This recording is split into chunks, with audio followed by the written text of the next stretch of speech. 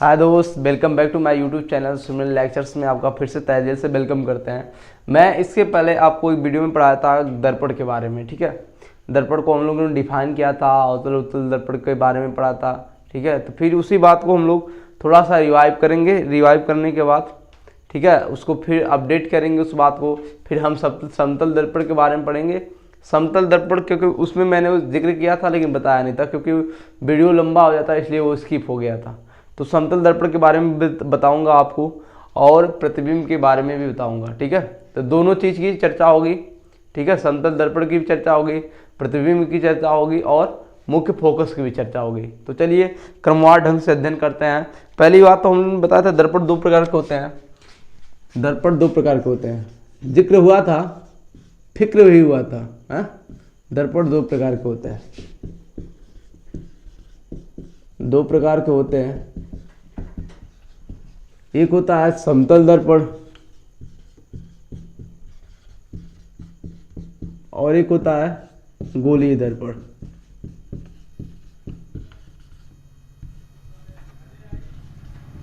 गोलीय दर्पण, गोलीय दर्पण कितने प्रकार का? दो प्रकार का, एक अवतल और एक उत्तल। ये चर्चा हुआ था। ठीक है, अवतल में हमने बनाया था कैसे, देखिए अवतल को हमने ऐसे बनाया था, इसके ऊपरी विभाग पे कलाई कर दें। ठीक है, और उत्तल में हमने बनाया था कि इसके दबे विभाग पे क्या करें, कलाई कर दें। और वहाँ पे चर्चा भी हुआ था कि पोल किसको कहेंगे, वक्रता केंद्र किसको कहेंगे। ठीक है, बचा बस यह है, हमारा एफ बचा है तो इसको हम लोग डिफाइन करेंगे अभी। ठीक है, इसको हम लोग डिफाइन करेंगे।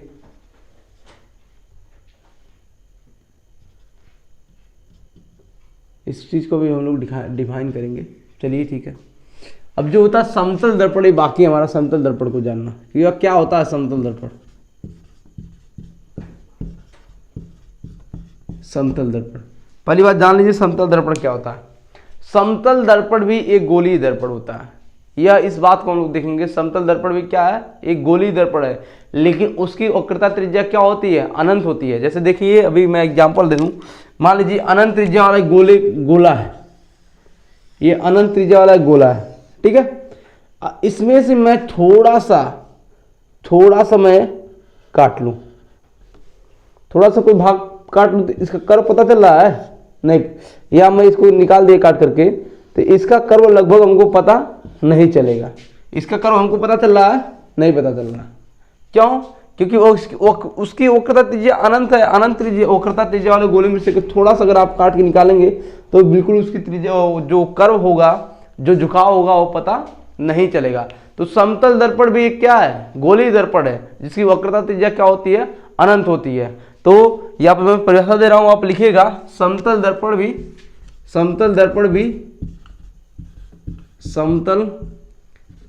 भी एक गोलीय दर्पण है, एक गोलीय दर्पण है जिसकी वक्रता त्रिज्या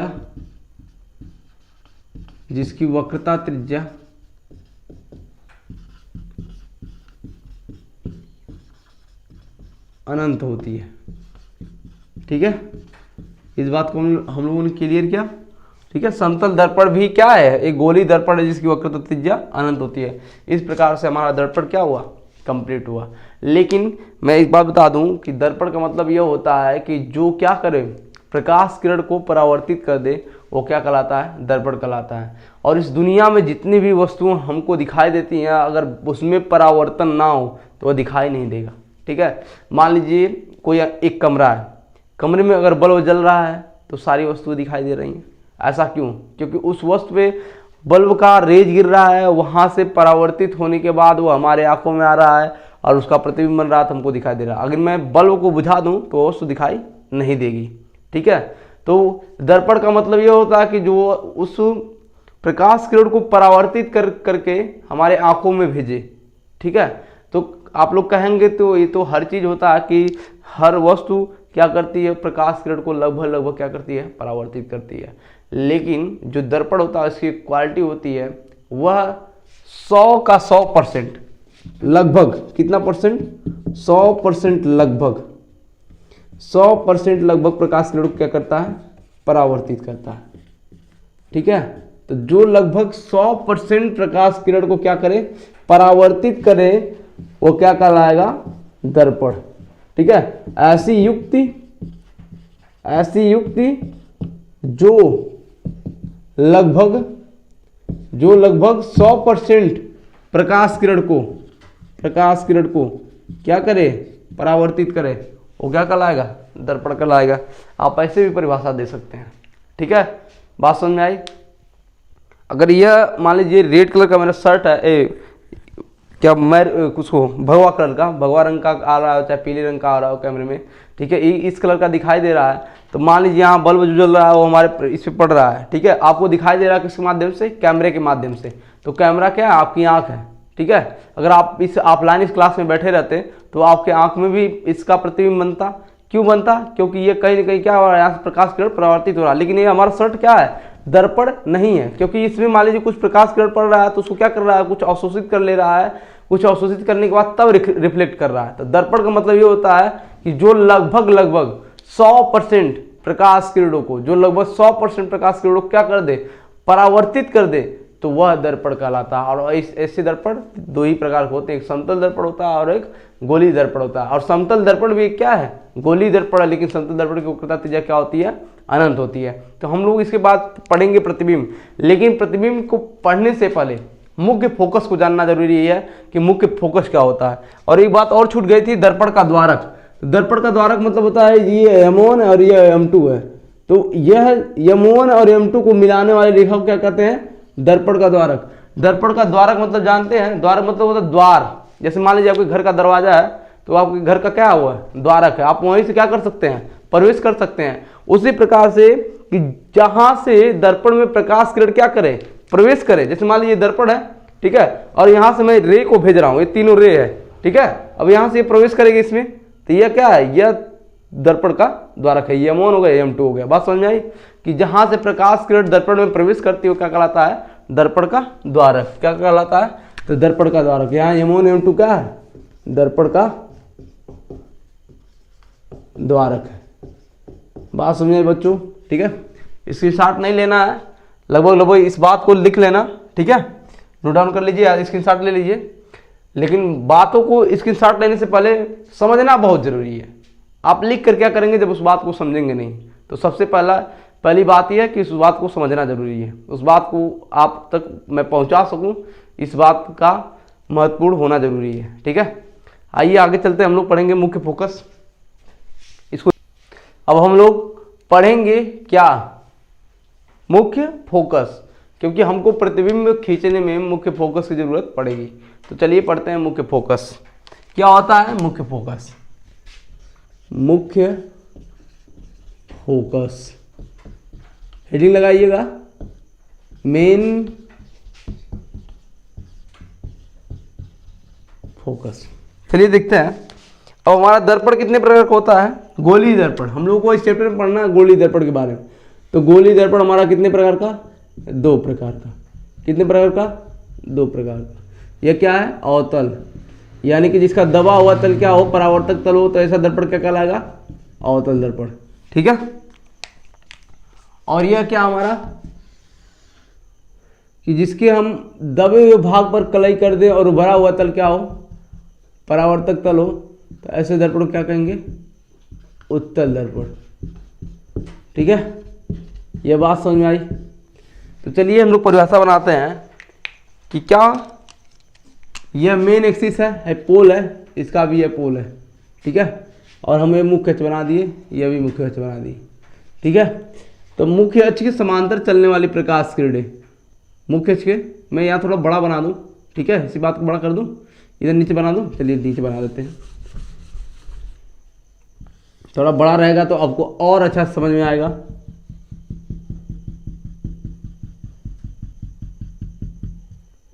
ये क्या है, अवतल दर्पण।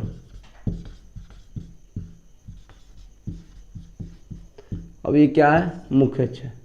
ठीक है, वही फिगर मैंने नीचे बनाया, देखेंगे हम लोग।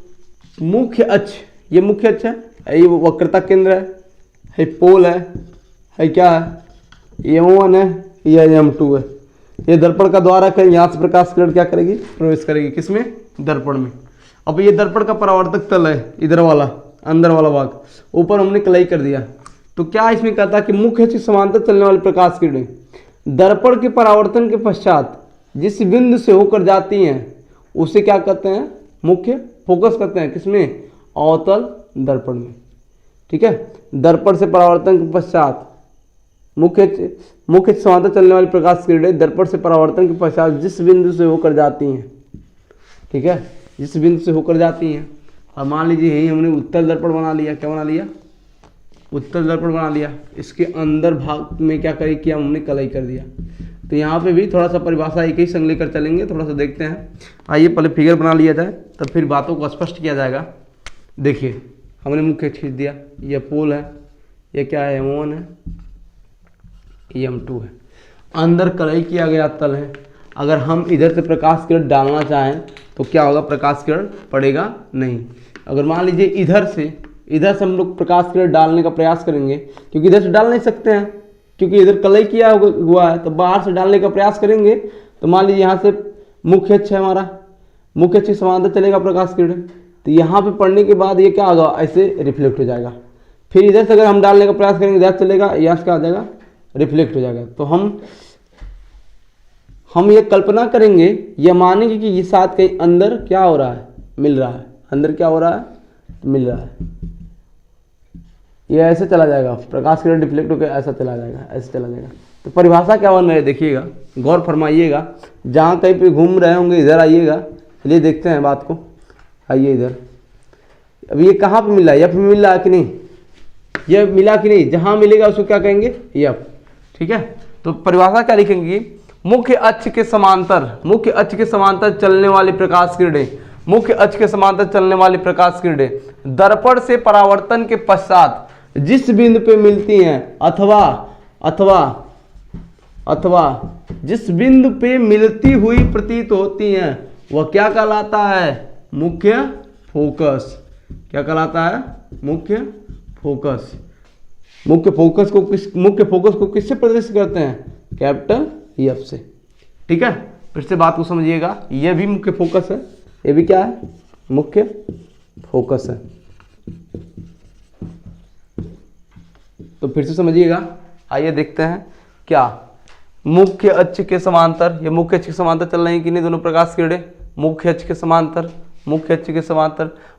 समांतर चलने वाली प्रकाश किरणें दर्पण से परावर्तन के पश्चात जिस बिंदु पे मिलती हैं अथवा जिस बिंदु पे मिलती हुई प्रतीत होती हैं वह दर्पण का क्या कहलाता है, मुख्य फोकस कहलाता है। उसे कैपिटल F से क्या करते हैं, डिनोट करते हैं, रिप्रेजेंट करते हैं, प्रदर्शित करते हैं, दिखाते हैं, जानते हैं। बात समझ में आई? फिर से बात को समझ लीजिए कि मुख्य अक्ष के समांतर चलने वाली प्रकाश किरणें, ठीक है, अथवा मुख्य अक्ष के समांतर चलने वाली प्रकाश किरणें दर्पण में परावर्तन के पश्चात जिस बिंदु पे मिलती हैं अथवा जिस बिंदु पर मिलती हुई प्रतीत होती हैं तो उसे क्या कहते हैं, मुख्य फोकस कहते हैं। बात समझ में आई?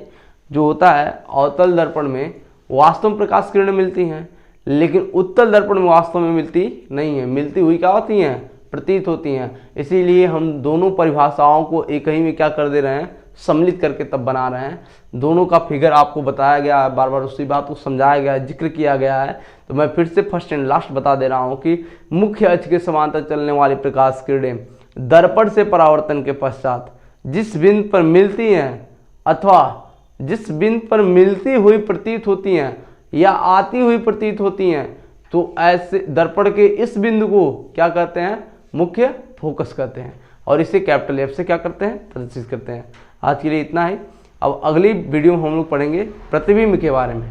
तो इसीलिए फोकस को और समतल दर्पण को जानना बेहद जरूरी था आपके लिए। और इसमें कहीं ना कहीं गोली दर्पण की भी बात हो गई, फिर से आपको वह चीज़ अपडेट हो गया। थैंक्स, मिलते हैं अगली वीडियो में। अगर आप लोगों को यह वीडियो समझ में आया हो, ठीक है, तो आप मेरे चैनल को सब्सक्राइब करिए और कमेंट भी बिल्कुल ना करना भूलिए, क्योंकि आप कमेंट करेंगे तो हमको एनर्जी मिलेगी। क्योंकि मैं इतनी मेहनत कर रहा हूँ आपके लिए, तो आप एक थोड़ा सा कमेंट, छोटा सा कमेंट हमारे लिए कर देंगे तो हमारे लिए वो एक ताकत बनेगी। इससे मुझे एक प्रोत्साहन मिलेगा, मुझे एक एनर्जी मिलेगी और मैं अगली वीडियो आपको बहुत जल्दी से पहुंचा सकूँगा। और कहेंगे आप लोग तो आपको व्हाट्सअप नंबर हमारा दिया जाएगा, मैं आपको वहाँ नोट्स भी अवेलेबल करा दूँगा, ठीक है। और वो फ्री ऑफ कास्ट होगा, ठीक है। आपको अगर व्हाट्सअप उसमें कमेंट बॉक्स में आप लिख के देते हैं तो आपको व्हाट्सअप कर दिया जाएगा, ठीक है। थैंक्स।